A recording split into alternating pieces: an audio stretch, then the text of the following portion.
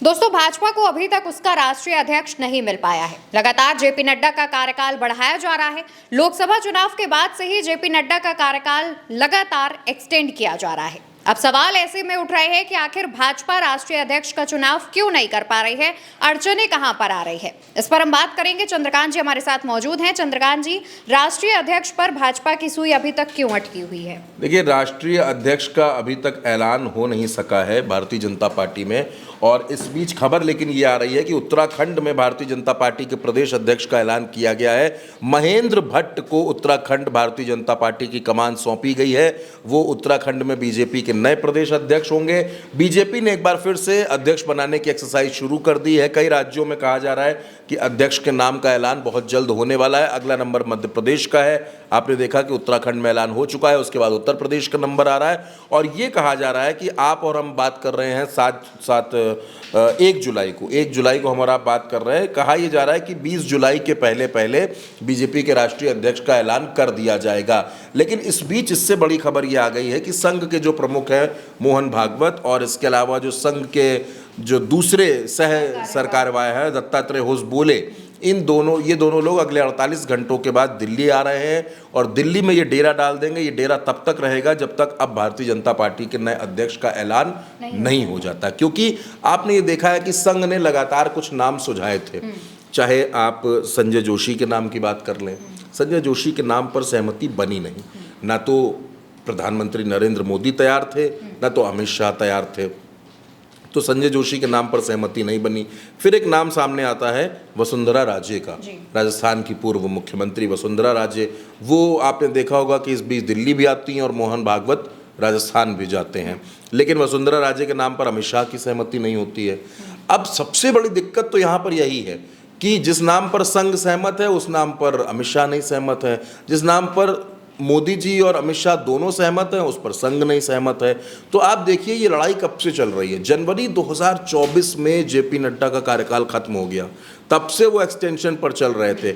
अभी 20 अप्रैल 2025 तक उनका एक्सटेंशन था। और कितनी बातें हुई, बिहार चुनाव, दिल्ली चुनाव, झारखंड चुनाव, यहाँ का चुनाव, वहाँ का चुनाव, राम मंदिर की प्राण प्रतिष्ठा हो जाए, दिल्ली का चुनाव हो जाए, और ये हो जाए, फिर ये हो जाए, करते करते अभी तक अध्यक्ष का ऐलान नहीं किया गया। लेकिन अब ये कहा जा रहा है कि 20 जुलाई से पहले पहले बीजेपी अपने राष्ट्रीय अध्यक्ष का ऐलान कर देगी और पूरे देश को ये पता चल जाएगा कि जेपी नड्डा को कौन रिप्लेस कर रहा है। लेकिन कहा यह जा रहा है कि संघ ने, क्योंकि आपको याद होगा बीच में संघ की तरफ से कहा गया था कि अब हम अपने प्रचारकों को बीजेपी में नहीं भेजेंगे। लेकिन एक बार फिर से संघ ने अपने सारे घोड़े खोल दिए, पूरी ताकत लगा दी, क्योंकि संघ ये चाहता है कि बीजेपी में अध्यक्ष उसकी पसंद का हो। बीजेपी में अध्यक्ष वो ना हो जो दो लोगों के लिए यसमैन बनकर काम करे। और मैं आपसे एक और बात बता रहा हूं कि क्योंकि 17 सितंबर एक तारीख है जिस दिन प्रधानमंत्री नरेंद्र मोदी का जन्मदिन होगा, तारीख बेहद खास है। लेकिन उसी दिन प्रधानमंत्री 75 बरस के पूरे हो रहे हैं। तो ये बहस एक बार फिर से शुरू हो रही है कि आखिर प्रधानमंत्री नरेंद्र मोदी के बाद कौन।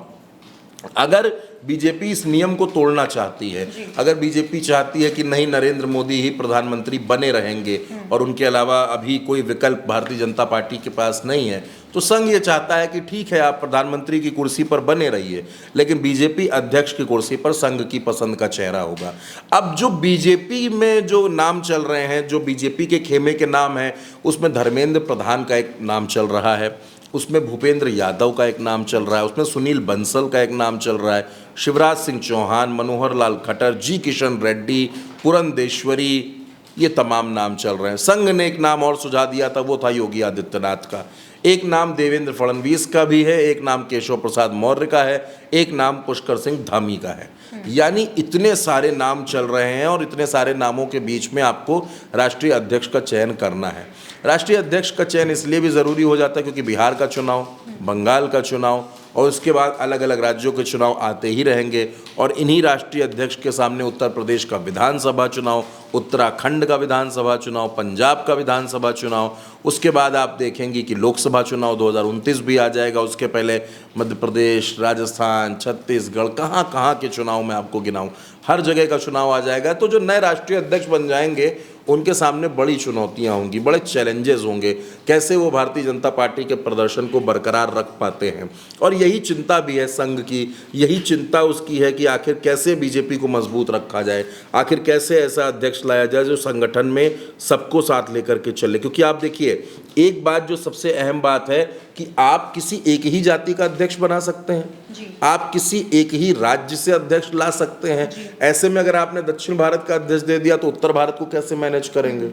इसलिए असल में एक ऐसे नेता की तलाश है जो सर्वसमावेशी हो, जो सबको साथ लेकर चले, सबकी बात सुने, संघ की भी बात सुने, भारतीय जनता पार्टी की भी बात सुने, और सबको साथ लेकर चलने का उसको हुनर आता हो, वो संगठन का माहिर व्यक्ति हो।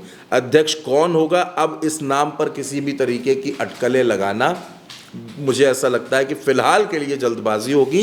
लेकिन जिस तरीके से संघ मोहन भागवत, दत्तात्रेय होसबोले वहाँ डेरा डालने जा रहे हैं दिल्ली में, तो मुझे लगता है कि अगले आने वाले एक हफ्ते में दिल्ली में भारतीय जनता पार्टी का राष्ट्रीय अध्यक्ष कौन होगा, इसको लेकर के एक बड़ी तस्वीर साफ हो सकती है। बिल्कुल। और देखिए, जिस तरीके से जो तमाम जो नाम सामने आ रहे थे, अब उन नामों को लेकर के भी चर्चाएं थम सी गई हैं, क्योंकि अब जब मोहन भागवत और सर कार्यवाह दत्तात्रेय होसबोले आएंगे तब ये बात बनेगी कि आखिर किस इंसान को हम, किस शख्स को हम राष्ट्रीय अध्यक्ष के तौर पर चुने जो आरएसएस और बीजेपी दोनों के बीच ठीक तरीके से तालमेल बिठा सके और सिर्फ मोदी और शाह यानी गुजरात लॉबी की ही हाँ में हाँ ना मिलाए, बल्कि आरएसएस को भी उतनी ही प्रायोरिटी दे। और इसको लेकर के कहा जा रहा है कि आरएसएस की तरफ से मोहन भागवत और उनके सर कार्यवाह दिल्ली में डेरा डालेंगे। देखना होगा कि जो 20 जुलाई की तारीख सामने आ रही है, तब तक राष्ट्रीय अध्यक्ष के नाम पर कोई जो ऐलान है वो भाजपा की तरफ से किया जाता है या फिर नहीं। आप क्या सोचते हैं, कॉमेंट सेक्शन में बताइएगा और उल्टा चश्मा यूसी को सब्सक्राइब करिएगा। नमस्कार।